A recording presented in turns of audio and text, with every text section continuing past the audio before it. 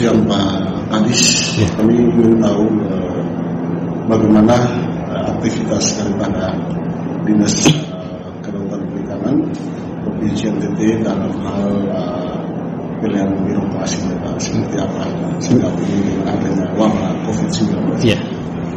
Ya, terima kasih. COVID ini memang cukup berdampak terhadap pelayanan, tapi pelayanan tidak bisa dihentikan, karena semakin kita menghentikan pelayanan berarti kegiatan ekonomi di masyarakat itu semakin terpuruk kita nanti. Sehingga kami ngambil langkah yang pertama adalah kita membuat penjadwalan atau piket di situ, piket dalam hal pelayanan supaya pelayanan bisa tetap jalan. Nah, karena adanya piket, tentunya kita harus membuat satu protokoler yang sesuai peraturan pemerintah. Jadi semua kita jalankan, seperti kita membuat tempat cuci tangan, untuk pengamanan diri, semua harus menggunakan masker, terus ya pokoknya semua protokoler harus kita ikuti dengan tujuan jangan sampai kita memberikan pelayanan tapi kita terlena dengan kondisi itu yang akibatnya tidak baik terhadap kita maupun lingkungan kita. Dan kita dalam pelayanan juga selalu menjaga jarak antara pelayan dan yang dilayani. Itu yang berada di kantor langsung. Tapi ada juga kita pelayanan di lapangan. Pelayanan di lapangan yaitu pelayanan di PPI OEBA, Pangkalan Perikanan Ikan OEBA, dan Pelabuhan Perikanan Pantai Tenau. Nah, itu pun juga kita lakukan protokoler yang ketat di situ. Jadi orang keluar masuk juga harus cuci tangan. Mereka harus semuanya, petugas maupun yang masuk harus menggunakan masker, dan mereka juga harus menggunakan sanitizer. Kita kasih sanitizer, dan selalu di lapangan selalu kita lakukan pengawasan ketat dalam menjaga jarak itu. Baik, yang berikut Pak Kadis, dalam dinas ini sendiri juga karena ada semacam pekerjaan fisik Pak, dalam hal kita bicara soal pelelangan ya Pak ya. Nah, dalam pelelangan itu kan oke lah sekarang dengan adanya perubahan atau pergeseran dunia digital ini kan yang ada yang namanya pelayanan online Pak. Tapi kan ada juga yang namanya pembuktian dokumen. Nah, dokumen ini otomatis kita ada kehadiran kita secara fisik ya. Kontraktor itu yang kedua itu. Nah, bagaimana cara untuk pengamanan terkait dengan proses pelelangan atau tender ini sampai pada menghadirkan fisik kita? Ya. Jadi praktis memang sebelum ada wabah COVID mencuat, kita sudah melakukan kegiatan pelelangan, dan kegiatan pelelangan pekerjaan itu yang melaksanakan bukan kita, tapi Biro Pengadaan Barang dan Jasa melalui kelompok-kelompok kerja Pokja, dan itu sudah dilaksanakan semua. Kita pekerjaan tidak banyak, yaitu hanya pengadaan kapal dan pengadaan bibit rumput laut, dan itu sudah selesai tender. Sedangkan pekerjaan yang lain sementara ini dipending semua. Jadi tidak ada pekerjaan yang kita laksanakan. Nah, dan itu juga terutama dana alokasi khusus semuanya tidak bisa dilaksanakan, dan itu tidak bisa dicairkan karena itu ditarik kembali atau dikelola oleh pusat kembali untuk dana pencegahan dan penanggulangan pandemi COVID ini. Sedangkan untuk dana alokasi khusus yang kita punya itu kita pending semua, sehingga kita nggak melakukan pekerjaan baik yang tender maupun yang penunjukan langsung.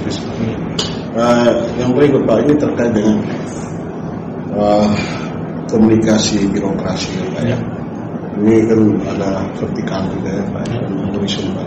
Dan horizontal kan secara internal bisa ya. Tapi kalau vertikal bagaimana, ini kan lagi lockdown Pak, secara lokal ya. Nah, bagaimana untuk komunikasi vertikal sendiri terkait dengan dampak COVID dan dari lockdown ini sendiri Pak? Ya. Baik.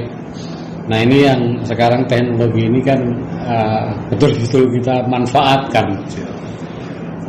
Selama ini kita dengan pusat, dengan Kementerian Kelautan maupun Kementerian Maritim dan Investasi, kita setiap 2 minggu itu kita lakukan video conference itu menggunakan Zoom itu. Memang kalau dilihat dari efektivitasnya memang tidak terlalu kurang efektif, tapi itulah yang harus kita lakukan. Sehingga program-program maupun sinkronisasi kegiatan-kegiatan yang ada di pusat dan di daerah itu bisa terjalin di situ. Dan yang kedua, nanti akan ada tindak lanjut dan sudah ditindaklanjuti itu melalui UPT pusat yang ada di daerah yang merupakan perpanjangan tangan pusat, yang kita selalu melakukan video conference untuk pelaksanaan di lapangan. Jadi ada kegiatan, jadi kegiatan tidak bisa berhenti total, itu tidak bisa, tapi mana yang bisa dilaksanakan. Walaupun kalau untuk terjun ke lapangan, mengumpulkan massa atau kita meeting itu kita tidak lakukan ya. Tapi perencanaan yang ini kita siapkan semua. Kapan mau dilaksanakan dengan ini timeline yang sudah kita sepakati bersama. Dan di situ sinergi semua. Bahkan kita tadi juga ada video conference dengan Badan Otorita Pengelola wisata Bahari Labuan Bajo di Manggarai Barat, kita juga lakukan, dan sementara ini masih berlangsung. Jadi saya tadi izin karena menyelesaikan pekerjaan di sini, itu juga membahas bagaimana roadmap atau grand design untuk pengelolaan wilayah wisata bahari di sana, karena menyakup beberapa peraturan pemerintah yang akan dijadikan menjadi satu. Ada dampak tidak Pak terhadap wisata bahari di sini? Apanya? Ada dampak tidak dari COVID itu terhadap wisata bahari, berapa persen? Enggak, kalau terhadap wisata bahari tadi itu dikatakan ya, sekitar 70% lebih lah itu yang berdampak di situ. Jadi ya mau dibilang apa, ini kondisi seperti ini. Tapi kerja tidak boleh putus, kerja tidak boleh berhenti, merencanakan dan bagaimana mengatasi itu semua. Mudah-mudahan pandemi ini tidak lama lah itu. Ya. Jadi spirit birokrasinya apa nih Pak untuk masyarakat ini terkait dengan COVID ini? Ya, spirit birokrasinya kami memberikan bantuan yang terdampak, tapi kalau dibilang masyarakat perikanan, dampak COVID ini tidak terlalu besar, apalagi di NTT. Tapi kita harus tetap memicu dan memacu produktivitas mereka. Tetap bantuan-bantuan tetap kita berikan kepada mereka supaya mereka tetap berkarya. Contohnya rumput laut, kita bagikan bibit sama mereka tetap kerja, walaupun nanti protokoler tetap dijaga, tidak berdekatan. Menanam juga harus pakai masker segala macam, itu tetap harus dijaga seperti itu. Tapi kerja harus jalan. Ada dampak dari pengiriman yang agak terhambat segala macam sehingga mempengaruhi harga agak rendah.